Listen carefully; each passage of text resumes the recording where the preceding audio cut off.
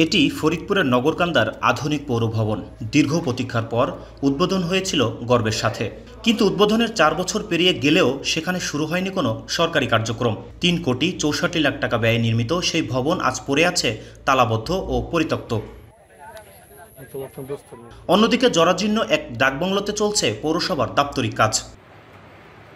2021 সালের সেপ্টেম্বরে ছিল এর আনুষ্ঠানিক উদ্বোধন, অথচ এখন ভবনটি রক্ষিত তো নয়ই, বরং স্থানীয়দের অভিযোগ এটি পরিণত হয়েছে মাদকসেবী ও জুয়ারিদের নিরাপদ আস্তানায়। কোনো একটা পরিকল্পনা করে রাস্তা না করেই তারা এই ভবনটা করে এবং এখন জোর করে রাস্তা নেওয়ার জন্য চেষ্টা করতেছে পৌর ভবনে। কোনো কিছু চালু হয় না। এখানে রাত্রে 2, 4, 10, 20, 50 জন মানুষ সবসময় আসে বাবাটা খায়।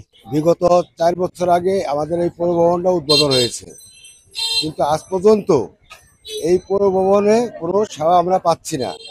নতুন ভবনটির মূল্যবান আসবাবপত্র চুরির পাশাপাশি বৈদ্যুতিক সরঞ্জাম হারাচ্ছে কার্যক্ষমতা।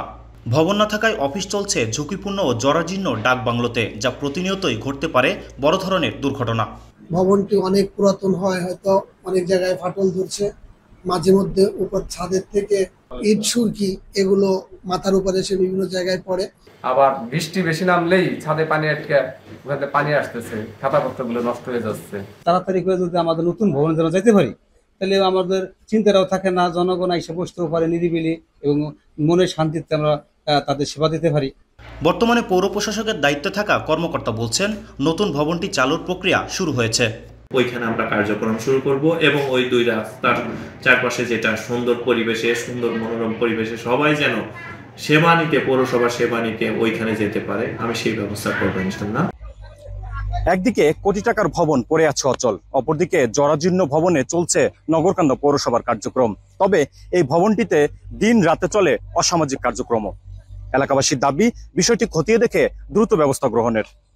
শফিকুল ইসলাম জনি, মাই টিভি, ফরিদপুর।